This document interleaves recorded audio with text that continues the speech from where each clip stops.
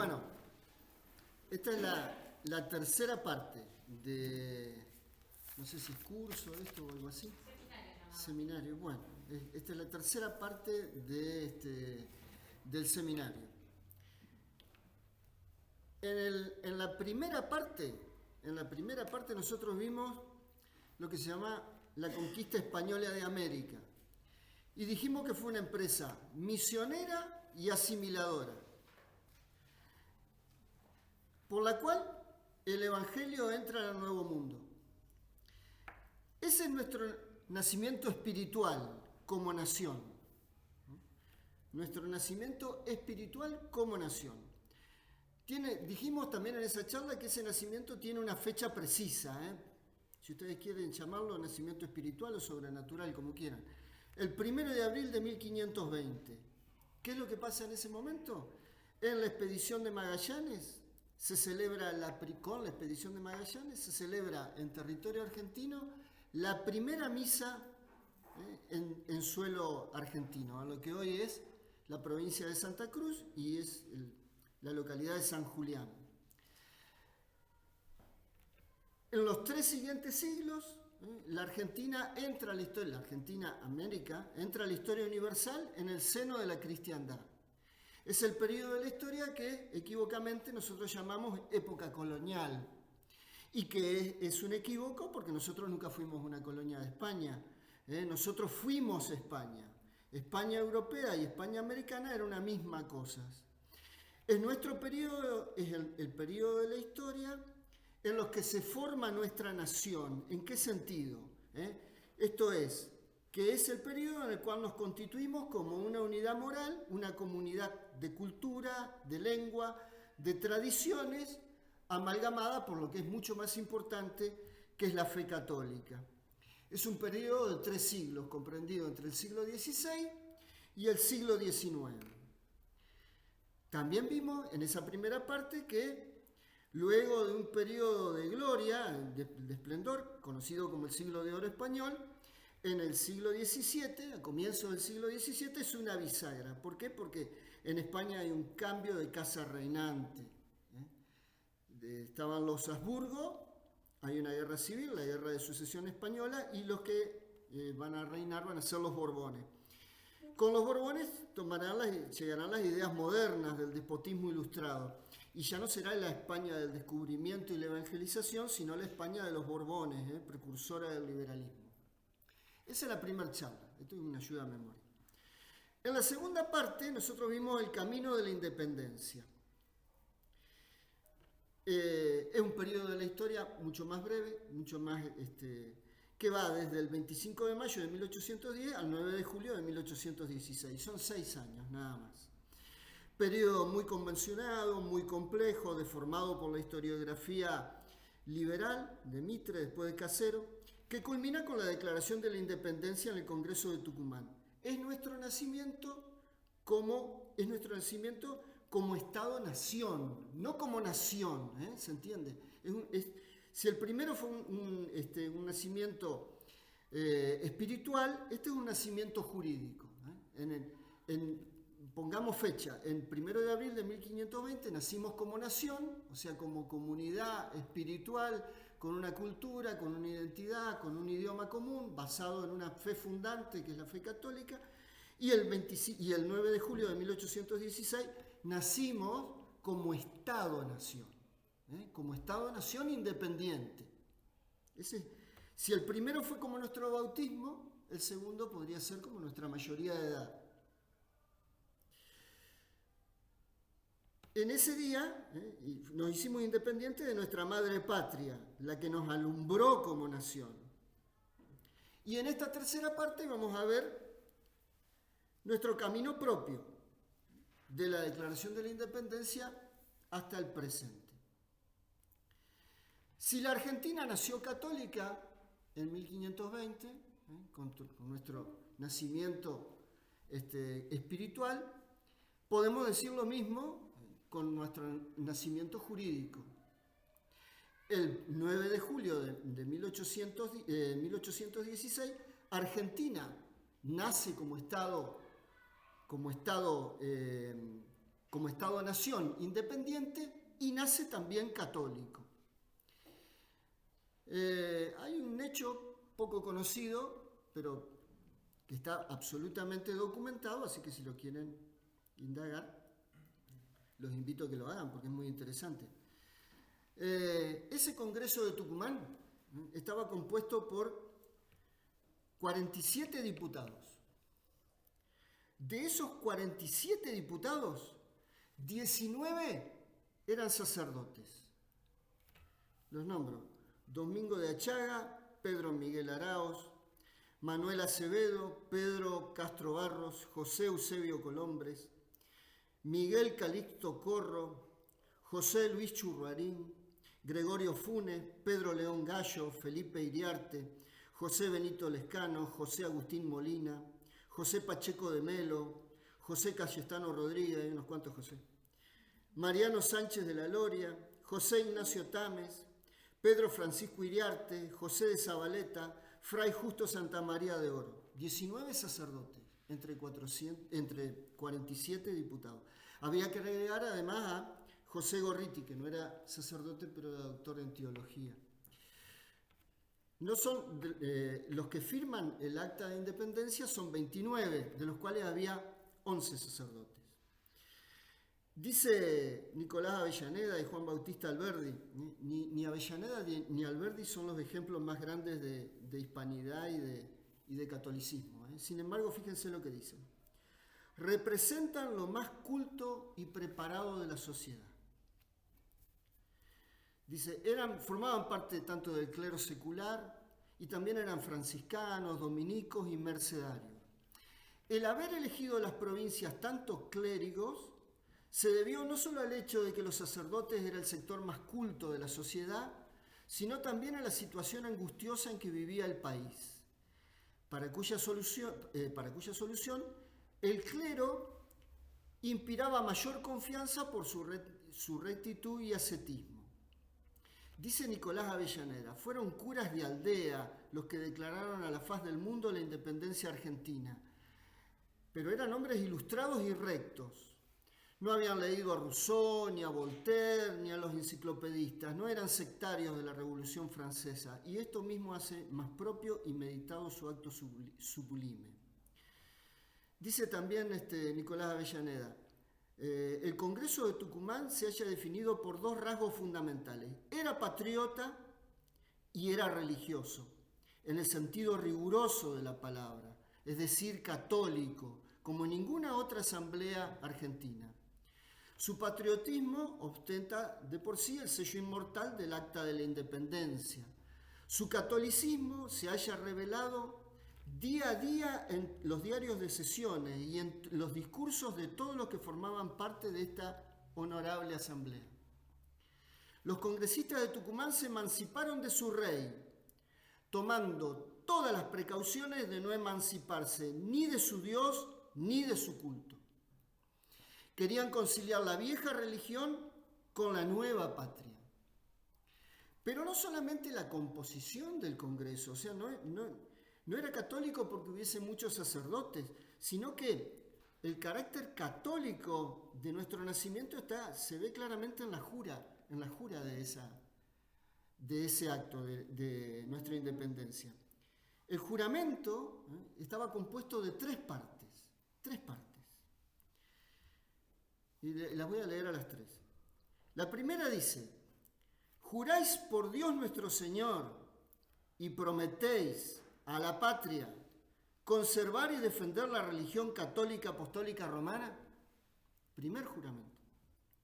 Segundo juramento, juráis a Dios nuestro Señor y prometéis a la patria defender los territorios de las Provincias Unidas, promoviendo todos los medios importantes a conservar su integridad contra toda invasión enemiga. Y la tercera parte dice, juráis a Dios nuestro Señor y prometéis a la patria desempeñar fiel y legalmente los demás deberes anejos al cargo de diputado al soberano Congreso para el cual habéis sido nombrado. Si así lo hicieres, Dios los ayude. Si no, Dios os lo demande. No solamente está Dios presente en cada una de las partes del juramento, sino que además acá hay un orden, hay una jerarquía. No están en ese orden por casualidad. El primer juramento es el más importante. Juráis a Dios nuestro Señor y prometéis a la patria conservar y defender la religión católica. Ese es el primer juramento. Y bueno, acá hay una pregunta que deberíamos hacernos. Y con tan promisorio nacimiento, con tal prometedor nacimiento, ¿cómo es posible que estemos en el lamentable estado en el que estamos ahora? ¿Cómo es posible que con ese nacimiento tan lleno de promesas estemos en el estado de postración terrible en el que nos encontramos hoy en día? Bueno, la clave está en esto, que si la patria nació católica, lamentablemente, no siempre creció católica. Cuando nosotros hablábamos en la segunda charla, no sé si se acuerdan, pero bueno, yo les voy a refrescar la memoria, hablábamos del periodo que está comprendido entre 1810 y 1816. Y hablábamos también que había dos fuerzas que lucharon por prevalecer en esos años en los que se estaba caminando hacia la independencia. En 1813, 3 años antes del Congreso de Tucumán, se realiza la llamada Asamblea del año 13. Se realiza en Buenos Aires y tiene dos objetivos. El primero es dictar una constitución y el segundo, y si se acomodaban las cosas, las situaciones de esa época, dictar la independencia. Ese proyecto de constitución era un proyecto liberal calcado de la Constitución de Cádiz de 1812, hasta en sus normas es muy similar. Termina en el más completo de los fracasos. La Asamblea del año 13 es un fracaso. Pasan 3 años, llega el Congreso de Tucumán, y el Congreso de Tucumán tiene al revés las prioridades. Primero es declarar la independencia y después dictar una constitución. Ese Congreso de Tucumán sesiona, todo 1816, 1817, y a partir de ese año es trasladado a Buenos Aires. Va a sesionar hasta 1820. ¿Por qué se traslada el Congreso de Tucumán a Buenos Aires? Bueno, porque corría el riesgo Tucumán de caer en manos realistas. En 1820 se produce la batalla de Cepeda. La batalla de Cepeda es una batalla entre los caudillos federales, entre López y Ramírez, contra Balcarce, contra el centralismo porteño. Ganan los caudillos federales. Buenos Aires es derrotado, se firma el Tratado del Pilar. ¿Qué establece el Tratado del Pilar? El Tratado del Pilar establece que se va a hacer un congreso, ese congreso se va a realizar en Córdoba, esto es importante, y ese congreso, por supuesto, va a invitar a todas las provincias para que nombren sus representantes como corresponden para dictar una constitución, y esa constitución va a ser federal. Eso es lo que se establece en el Tratado del Pilar. Lo firma Córdoba, Santa Fe, Entre Ríos y Buenos Aires. Lamentablemente después empieza una lucha entre los caudillos. Artigas contra Ramírez, después Ramírez contra López, después López contra Bustos. En 1822 regresa del exilio Rivadavia. Rivadavia es como, algo así como un antiprócer. Bueno, luego de ese desgraciado enfrentamiento entre caudillos, en el año 1822, Córdoba se retira del Tratado del Pilar, porque está enfrentada a Santa Fe, y se celebra en 1822 un nuevo tratado, que es el tratado conocido como el Tratado del Cuadrilátero. Córdoba no lo firma y en su lugar lo firma Corrientes. Lo firma Corrientes, Entre Ríos, Buenos Aires y Santa Fe. ¿Qué dice el Tratado del Cuadrilátero? Fundamentalmente lo mismo que dice el Tratado del Pilar. Se va a realizar un congreso, se va a invitar a todas las provincias para que nombren sus delegados, y ese congreso va a dar lugar a una constitución que necesariamente va a ser federal. Pero ¿qué pasa? El Congreso ya no se realiza en Córdoba. El Congreso se va a realizar en Buenos Aires. Y el diablo está en los detalles, ¿no? Ese Congreso se realiza en Buenos Aires y Buenos Aires domina el Congreso. Dice Canónico Gorriti, no sé si ustedes lo han sentido alguna vez hablar de Canónico Gorriti, hay una calle por acá cerca que se llama Canónico Gorriti. Canónico Gorriti es un sacerdote elegido diputado por la provincia de Jujuy que forma parte de este Congreso. Dice en las cartas este hombre, era una simulación, porque el Congreso de 1824, el Tratado del Cuadrilátero es de 1822, el Congreso comienza a sesionar en 1824, dice, era una simulación porque el Congreso de 1824 predomina una mayoría federalista, a la que era preciso sobornar antes de entrar en las labores constitucionales. Y el soborno era fácil. Las provincias no tenían recursos para sostener a sus representantes en Buenos Aires, quienes recibían el sueldo pagado por el gobierno bonaerense. La ciudad atraía, y en ella era factible además ofrecer a los delegados de las provincias situaciones estables, ganándoselos para los que era, al final de cuentas, la causa de la misma clase social. Y dice, además agrega el canónico Gorriti, mi espíritu sufre lo que no es creíble a merced de la ignorancia y imbecilidad y corrupción nuestra. Aquí se juega con los pueblos, se les ata como mansas bestias al carro de la fortuna de 4 docenas de hombres de Buenos Aires. Aquí mismo se ha empezado a acusar de traición al Congreso. Quizá deberemos ser los primeros que hemos merecido con justicia ser bien apaleados. Eso dice el canónico Gorriti de sí mismo, de los diputados que están en el Congreso de 1824. El soborno, el cohecho crean una mayoría unitaria en el Congreso de 1825 y aquella mayoría es la que resuelve de noche a la mañana designar a Bernardino Rivadavia presidente de la República. Hasta ese entonces había una autoridad, un ejecutivo, que era el director supremo, pero las provincias mantenían toda su soberanía. Cada gobernador gobernaba su provincia y todavía no había una constitución y por lo tanto no había un gobierno federal.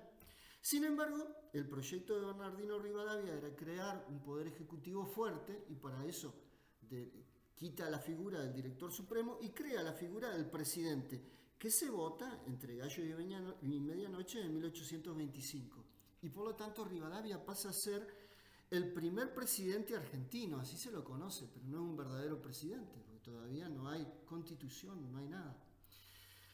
Se llama presidente, así es el cargo que ha creado. Después vendrá en la historia mitrista el tema del sillón de Rivadavia, pero la verdad es que es un presidente, un poder ejecutivo fuerte, pero es un usurpador.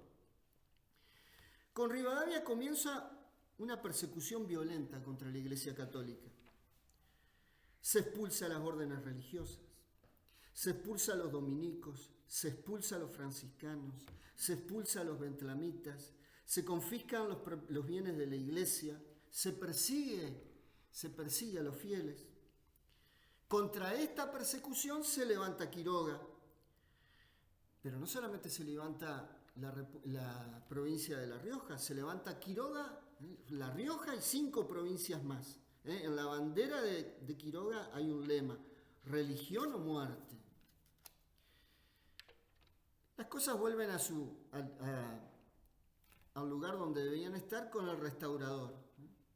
Es con Juan Manuel de Rosas que las cosas vuelven a su justo cauce.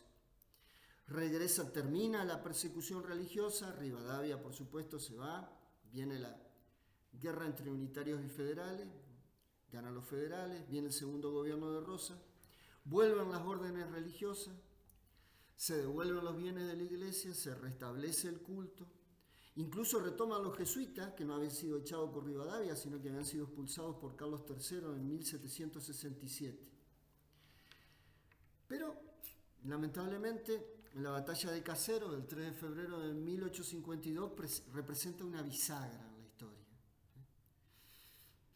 Es la derrota de Rosas y el triunfo de lo que después se va a llamar la generación del 37. No obstante,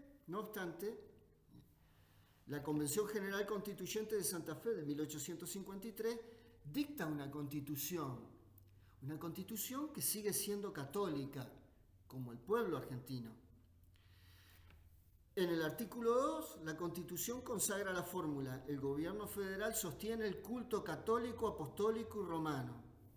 Sostenimiento que va a dar lugar a un largo debate, promovido por el sectarismo antirreligioso. ¿Qué quiere decir sostiene el culto católico, apostólico, romano? Claro, los masones van a querer reducir esto al inocuo apoyo económico, a pagar a los sacristanes del templo, como dice Pedro Goyena. ¿Pero qué significa? ¿Qué significa el gobierno federal sostiene el culto católico, apostólico, romano?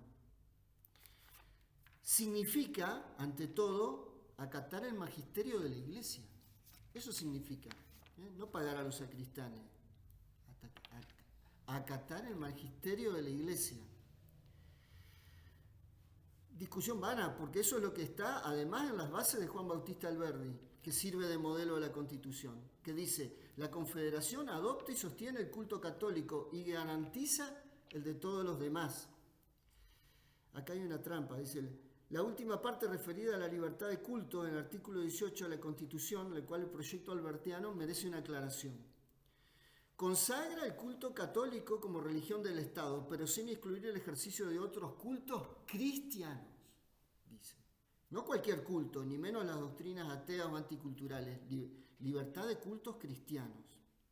En cualquier caso, la Constitución del 53, el espíritu de la Constitución del 53 es indudablemente católica, porque hay un sistema en esa ley. En esa época todavía las leyes tenían un sistema. El artículo 2 de la Constitución, basta con examinar el artículo 2 del despacho de la Comisión, dice, en su artículo establece cómo deben jurar los diputados. Y dice: mantener y sostener el culto católico, apostólico, romano. La religión está íntimamente ligada al bien del Estado. Por lo demás, el artículo 2 es congruente con el resto de la Constitución. Así, el artículo 67, inciso 15, obliga al Congreso Constituido a promover la conversión de los indios al catolicismo. El artículo 76 exige que el presidente y vicepresidente de la nación pertenezcan a la comunión católica apostólica romana. El artículo 77 establece que ambos funcionarios deben prestar juramento por Dios nuestro Señor y los santos evangelios, además de las normas regalistas del Patronato Nacional, artículo 80, incisos 8 y 9. Todo unido a la invocación de Dios como fuente de toda razón y justicia del preámbulo.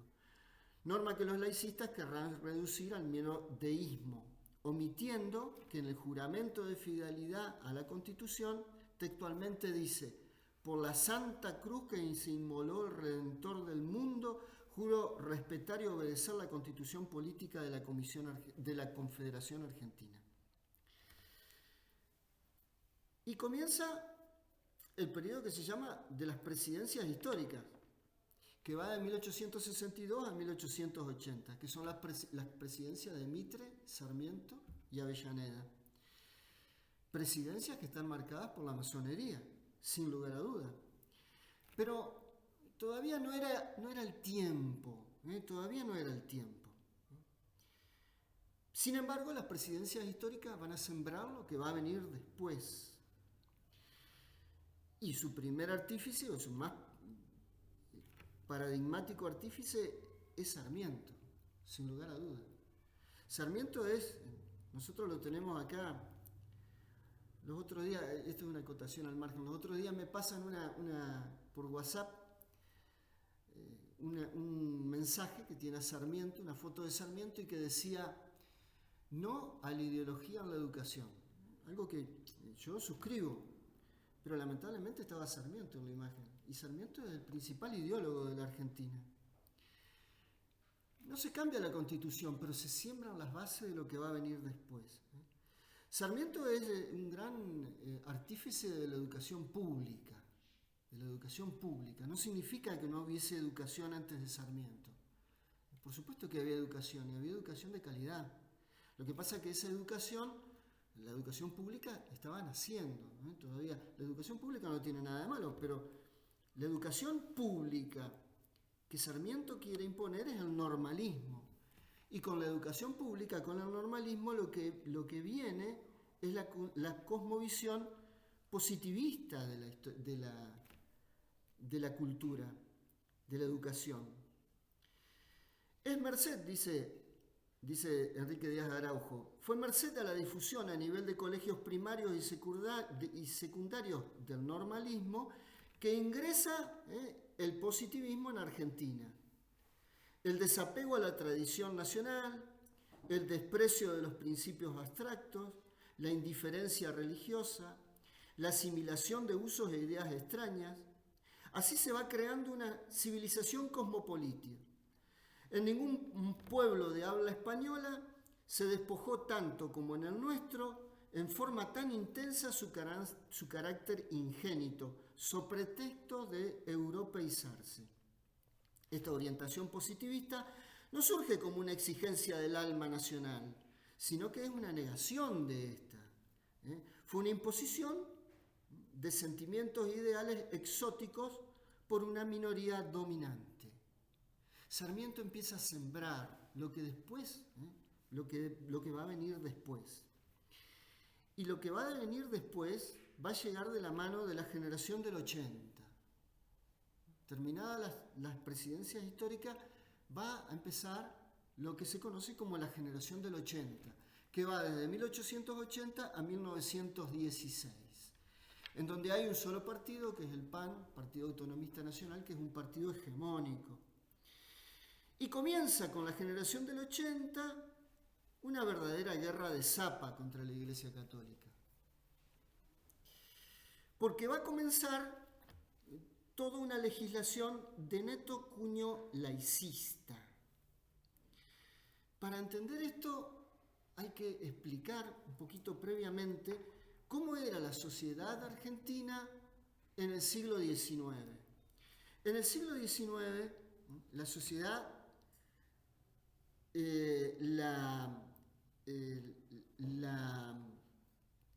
toda la vida social de las personas estaba muy entrelazada con la vida parroquial. Una persona nacía y era inmediatamente bautizada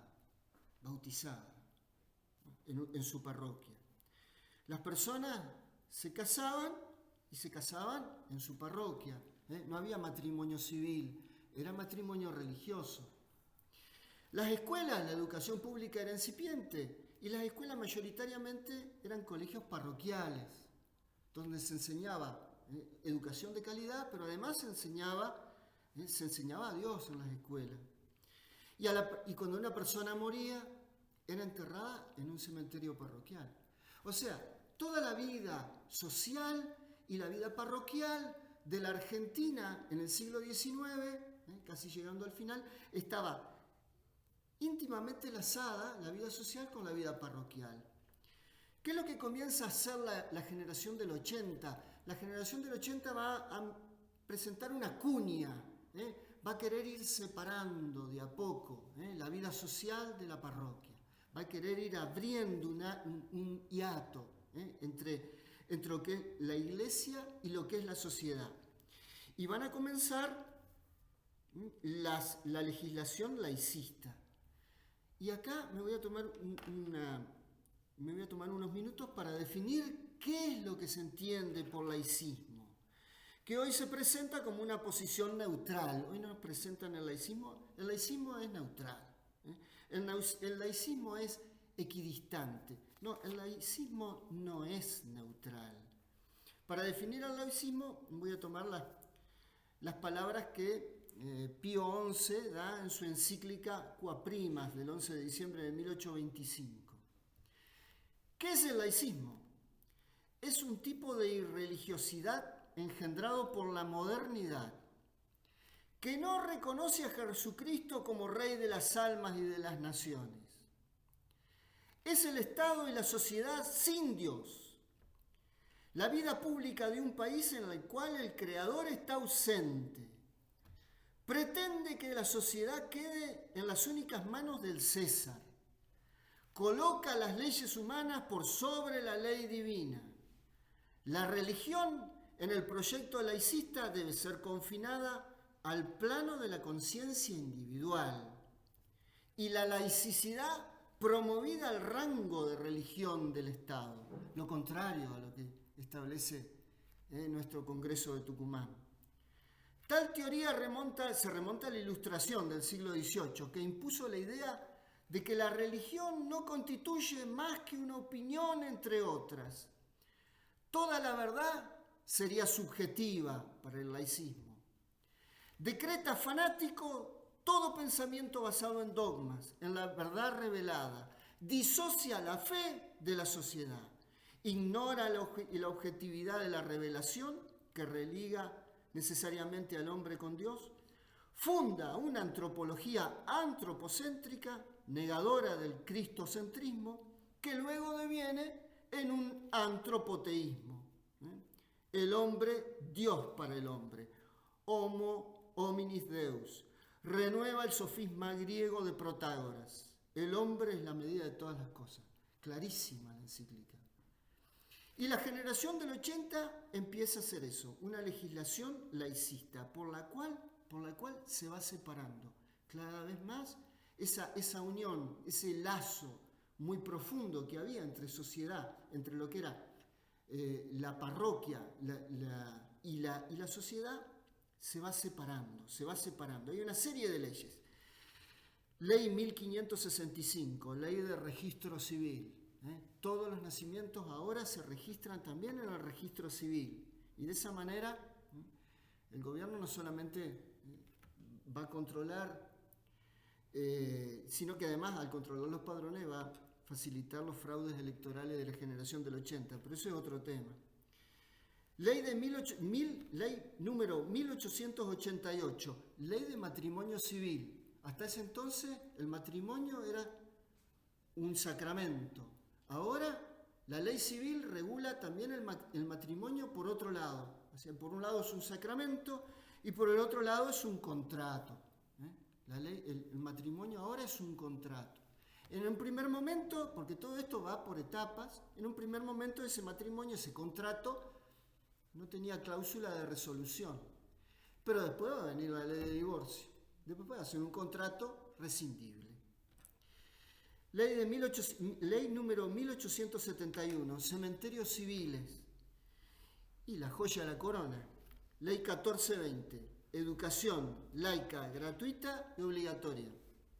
Esta es la más importante. Ley de educación laica, gratuita y obligatoria. Laica y obligatoria. O sea, obligatoriamente laica. Después me van a decir, claro, los que me escuchen me van a decir, no, pero no era así, porque si el padre quería, podía llevar a su hijo en un horario que no fuera el escolar, fuera de currícula, podía traer un catequista. No me venga con milonga, diría el padre Castellani. Obligatoriamente laica.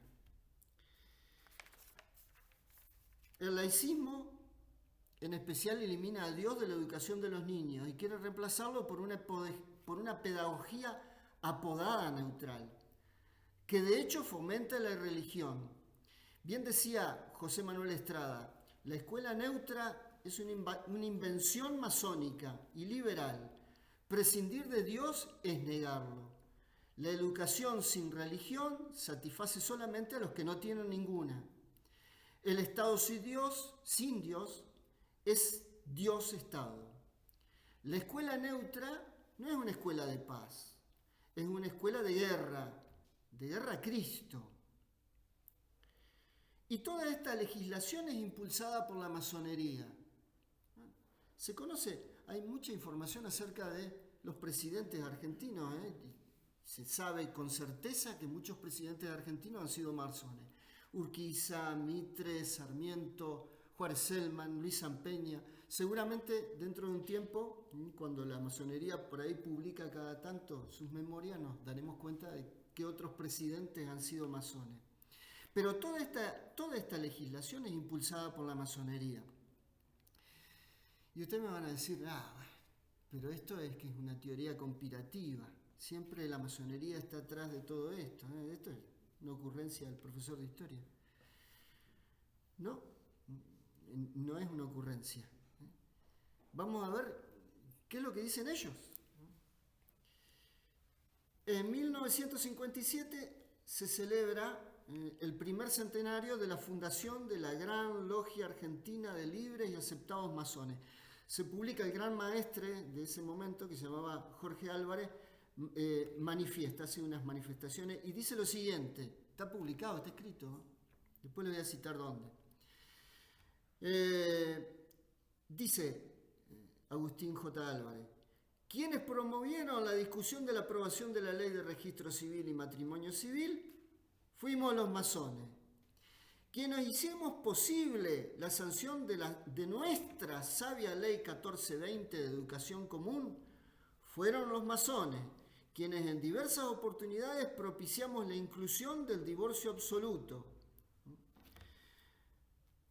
Entonces no inventaba nada José Manuel Estrada cuando sostenía que la escuela laica es una invención masónica y liberal y que la ley de matrimonio civil había sido dictada por los masones.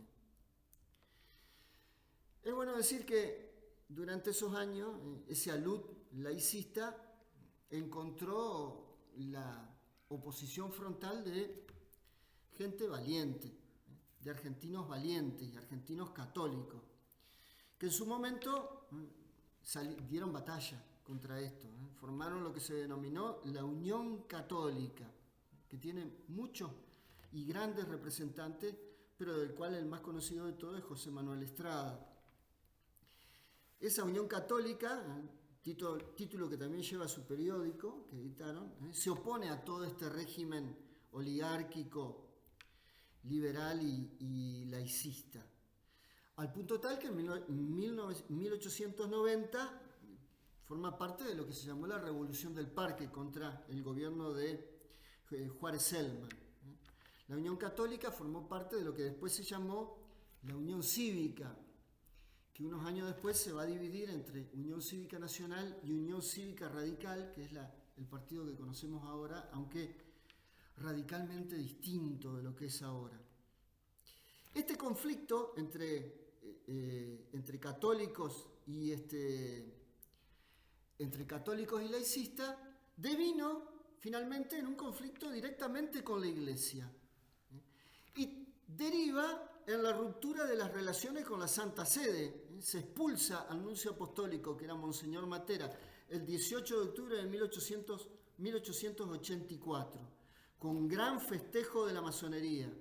Dice por entonces Eduardo Wild, que era el ministro de Relaciones Exteriores de Julio Argentino Roca, con estas palabras: señor presidente, tenemos a la Iglesia Católica en la más absoluta y completa impotencia.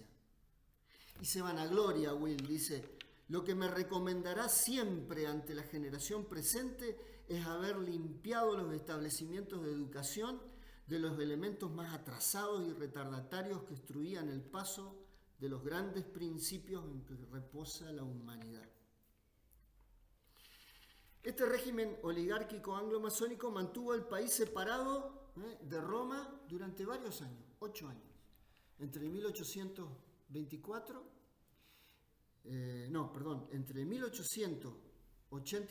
y 1902.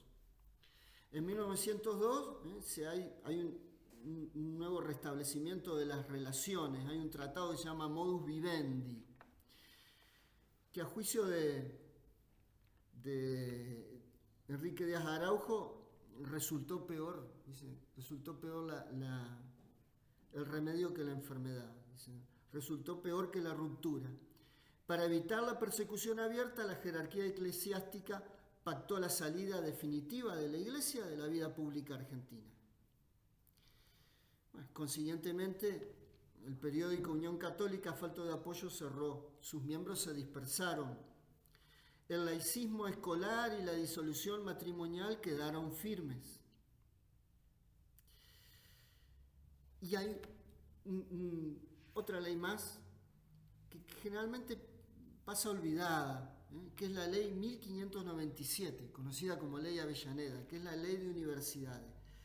Claro, pasa desapercibida porque esta ley, la ley Avellaneda 1597, en realidad no establece el laicismo en las universidades, pero lo que hace es quitarle a la universidad su carácter corporativo. Desde ese entonces, por esta ley, el Estado establece las bases a las que se ajustarán los estatutos universitarios, que serán sometidos a la aprobación del Poder Ejecutivo. Antes, las universidades se daban sus propios estatutos y nombraban sus propias autoridades, pero con esta ley, ahora los estatutos de las universidades tienen que someterse a la aprobación del Poder Ejecutivo Nacional. Ergo, los estatutos de las universidades dependen del Poder Ejecutivo Nacional.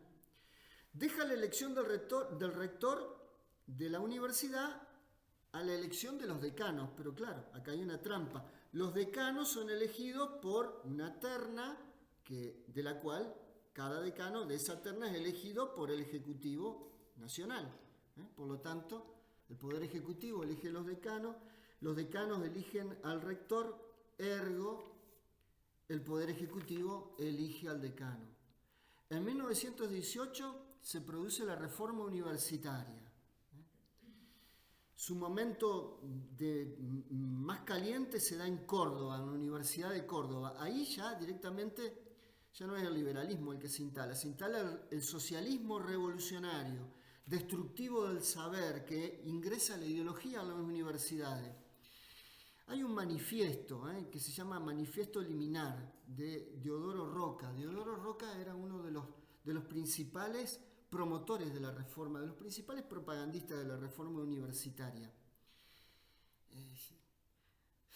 Este manifiesto liminar se estudia a veces en los propedéuticos de las universidades. Ahora, es realmente penoso el manifiesto liminar. Lo recitan como si fuese una pieza de oratoria magnífica. Es penoso realmente. Dice así: hombres de la República, acabamos de romper la última cadena que nos ata a la dominación monárquica y monástica. Es realmente penoso. No solamente penoso por la perversidad de lo que quiere incorporar, sino porque es penoso por ridículo. A ver, Deodoro Roca, flaco, llegaste tarde.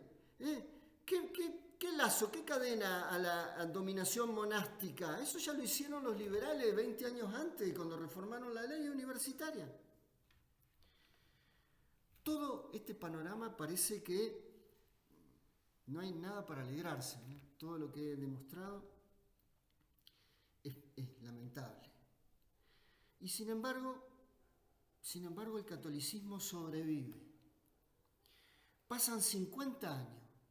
La ley 1420 es de 1884. Pasan 50 años.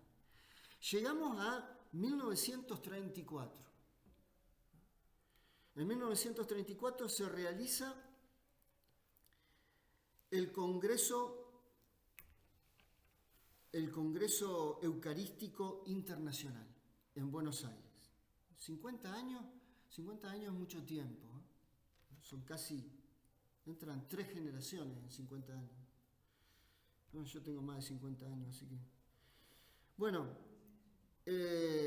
han pasado 50 años y el laicismo y la masonería se felicita por el resultado que ha tenido.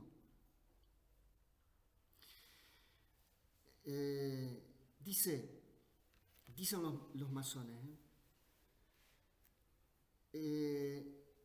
la religiosidad es un asunto que solamente incumbe a una élite. Fíjense la visión, es como una viñeta, dice: los hombres de pueblo no entran a los templos, se quedan afuera a esperar a sus mujeres, fumando en el atrio. La religiosidad es cosa de mujeres y de niños, se regocijan. El cristianismo va siendo erradicado, ya casi es cosa del pasado. No obstante, en octubre de 1934 se celebra en la ciudad de Buenos Aires el Congreso Eucarístico Internacional, que es precedido por Monseñor Pacelli. Monseñor Pacelli va a ser el futuro, unos años después era en ese momento secretario de Estado Vaticano y unos años después va a ser elegido Papa, va a ser Pío XII. La comisión organizadora está encabezada por un novelista, uno de nuestros principales literatos, Gustavo Martínez Zuviría. Nosotros lo conocemos como Hugo Guas. Él está en la comisión de los actos, y se levanta una enorme cruz blanca en la Avenida de Mayo. Imagínense ustedes la Avenida de Mayo. La Avenida de Mayo va en Buenos Aires desde la Plaza de Mayo hasta la Plaza del Congreso. Una avenida hermosa que debe tener 10 o 12 cuadras, más o menos. Cruza la 9 de julio en Cruz. Y el 12 de octubre de 1934 se celebra la misa y hay 1,5 millones de personas. Debe ser fantástico. Deben haber ocupado las 12 cuadras de toda la Avenida de Mayo entera. Las 12 cuadras de la Avenida de Mayo con 1,5 millones de personas que va a la misa del 12 de octubre. Se calcula que hay entre 500.000 y 600.000 comuniones. Debe haber sido increíble. Yo no sé cuántos servidores habrá habido, pero debe haber personas que han demorado horas para poder tomar la comunión. Escándalo mundial. ¿Cómo era? ¿No era que el catolicismo estaba muerto? ¿No era que la masonería había matado el catolicismo? Y aquí está el meollo de la cuestión. Aquí está el kit de la cuestión, el quid de la cuestión, la cuididad. Este es el tema central. Hay un montón de noticias que nos agobian todos los días. La política, la economía, la inflación, el cuidado del medio ambiente, los derechos de la mujer, la lucha contra la corrupción. Pero todos esos temas son parte del decorado. Este es el tema principal, este es el tema central, esta es la madre de todas las batallas. Si vamos a mantener la Argentina como una nación católica o si no la vamos a mantener. Este es el centro de toda la historia, de toda nuestra historia. Y ya voy terminando. Mucha agua ha pasado bajo el puente después del Congreso Eucarístico de 1934. El golpe de Estado de 1943, el surgimiento de Perón en el 46, el enfrentamiento de Perón con la Iglesia entre el 52 y el 55. No me voy a meter en ese tema, por lo menos hoy. Una serie de gobiernos militares y democráticos, Lonardi, Aramburu, Frondizi, Guido, Ilia, Onganía, Lanuse, la vuelta de Perón, el surgimiento de la izquierda, Montoneros, la teología de la liberación, el proceso, Malvinas, un mojón en la historia argentina. Vuelta de la democracia, Alfonsín, la ley del divorcio, el Congreso Pedagógico de 1987, fracasado, gracias a Dios. Menem, la reforma de la Constitución de 1994, la década K, el matrimonio gay, la ley de identidad de género. Y cuando todos pensaban, igual que en 1934, que el catolicismo había muerto, que Dios había muerto, en el 2018 se presenta la ley del aborto y los católicos salimos de las catacumbas y derrotamos el proyecto. Victoria efímera, por cierto. Pero cuando pareciera que todo está perdido, yo creo que es obligatorio recordar que nuestra obligación no es vencer, sino luchar. Y voy a citar algunos autores, algunos literatos que son los principales de nuestra historia. Dice, el indoblegable orgullo de ser argentino, como dijera Leopoldo Lugones, de aquellos a quienes les resulta fácil sentirse argentino, como diría don Julio Irasusta, No eran ciudadanos del mundo, ni reclamaban la doble nacionalidad, ni veían al país en términos de vaca lechera a la que ordeñar, como tampoco creían que la religión fuera un cadáver sobre el que practicar autopsias sociológicas. Estos hombres, con sencillez, para ellos nuestro Señor Jesucristo es la verdad, el camino y la vida. La noche toca su fin, fue el título de una novela de Manuel Gálvez. La Argentina como misterio, escribe Alberto Boisados. Y se pregunta, ¿no? En esta época donde donde parece que hemos perdido la esperanza, ¿por qué no llegaron los batallones británicos a la Plaza de Mayo tras su victoria en los corrales de Miserere? Ni los ingleses lo saben. ¿Por qué el aeropuerto de Malvinas no pudo ser destruido por los bombardeos británicos en 1982? No existen respuestas racionales. Que se lo pregunten a la Virgen de Luján. La Argentina, país misterioso. Nuestra nación es hoy tierra de misión, en el campo y en la ciudad, en cualquier barrio, rico o pobre, empezando por cada familia y siguiendo por todo lo demás. Nosotros ponemos los medios. La victoria es de Dios. Nada más.